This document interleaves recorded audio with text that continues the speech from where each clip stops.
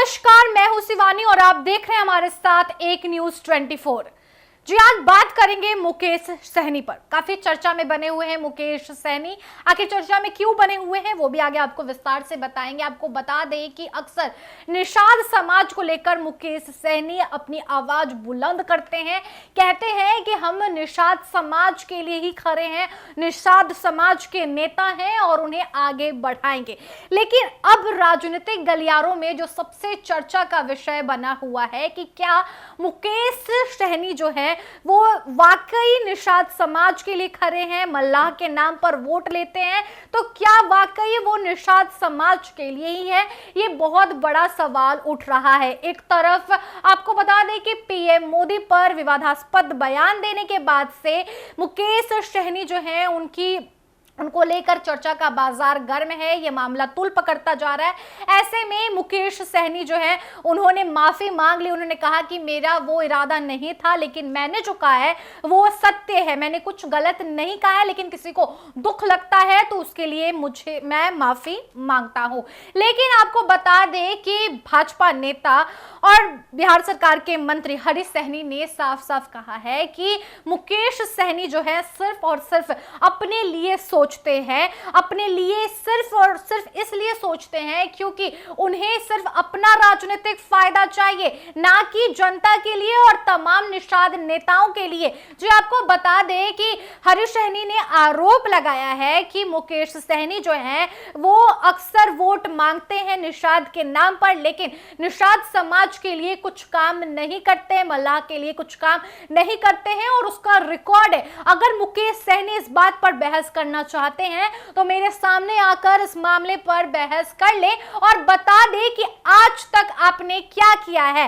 विधानसभा में उन्हें 11 सीट मिली और एक भी निषाद समाज को वो सीट नहीं दिए, टिकट नहीं दिए। इस बार भी 3 लोकसभा सीट मिली है, आपको बता दें कि गोपालगंज, मोतिहारी और झंझारपुर, लेकिन इस तीनों सीटों पर एक भी निषाद समाज का कैंडिडेट मुकेश सहनी ने नहीं उतारा है। आखिर क्या वजह है? जरा कोई मुकेश सहनी से जाकर पूछे, क्योंकि ये बहुत बड़ी बात भी निकल कर सामने आ रही है। अगर आप देखें तो मुकेश सहनी लगातार तेजस्वी प्रसाद यादव के साथ खड़े हैं और जो बात तेजस्वी यादव कह रहे हैं उसी बात को दोहरा रहे हैं मुकेश सहनी। लेकिन सवाल पूछा जा रहा है, जब उन्हें आपको बता दें कि 22 श्रेणी की सुरक्षा मिली तो बीजेपी के सपोर्ट में मुकेश सहनी आए और आपको बता दें कि उस वक्त सत्ता पक्ष महागठबंधन के खिलाफ खूब बोले मुकेश सहनी। लेकिन अब जैसे ही तेजस्वी यादव के पास गए तो बीजेपी के खिलाफ जिस कदर मुकेश सहनी बोल रहे हैं और दो मुद्दा यानी आरक्षण और संविधान को लेकर चल रहे हैं, जैसे कि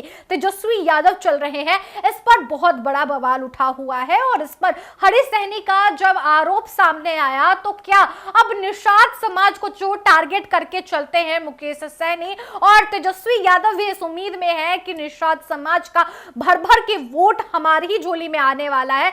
इस मामले के बाद क्या यह घटना घटेगी और मुकेश सहनी से वोट छिन जाएगा? ये बहुत बड़ा सवाल है, क्योंकि जब मुकेश सहनी ने उनका पूरा इतिहास खोल दिया, उन्होंने कहा कि जरा उनसे पूछिए कि अब तक मल्लाह समाज के लिए उन्होंने क्या काम किया है, और एक भी बात अगर मुकेश सहनी ने बता दिया तो बहुत बड़ी बात हो जाएगी। अक्सर वो बोलते हैं कि निषाद समाज के लिए कुछ नहीं हुआ है, निषाद समाज के लिए किसी ने नहीं किया है, तो किसने किया है उनसे जाकर सवाल पूछा जाए। मुकेश सहनी पर यह आरोप लगाते हुए हरीश सहनी ने कहा है, आपको बता दें कि प्रधानमंत्री नरेंद्र मोदी पर विवादास्पद टिप्पणी करने के बाद से मुकेश सहनी अपने बयान भी दिए। उन्होंने मीडिया कर्मियों के सामने कहा है कि मेरी तो गलती नहीं है, लेकिन मैं माफी भी मांगता हूं। उसी दौरान उनकी 22 श्रेणी की सुरक्षा जो है वो हटा दी गई है। इस पर खुलकर आक्रोश जताए हैं मुकेश सहनी। उन्होंने कहा है कि ये एक साजिश है, वो चाहते हैं मुझे मरवा दे तो वो काम ये कर भी ले। ये मुकेश सहनी का कहना था। मुकेश सहनी ने यह भी कहा है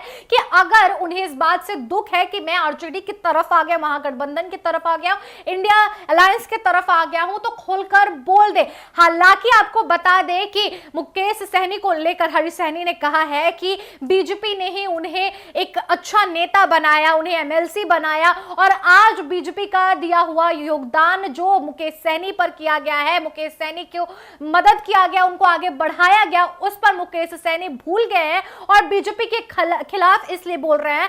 तो क्या वाकई मुकेश सहनी उन तमाम जनताओं के लिए भी सच्चे दिल से काम करेंगे? ये तो डाउट है, प्रश्न चिन्ह लगा रहे हैं हरीश सहनी। और लेकिन आपका भी इस पर राय जानना बहुत जरूरी है। आपको क्या कुछ लगता है इस मुद्दे पर? अपनी राय हमारे कमेंट बॉक्स सेक्शन में लिखकर जरूर बताइए। इस वीडियो को आप हमारे यूट्यूब चैनल एक न्यूज 24 पर देख रहे हैं तो हमारे चैनल को सब्सक्राइब कर लीजिए।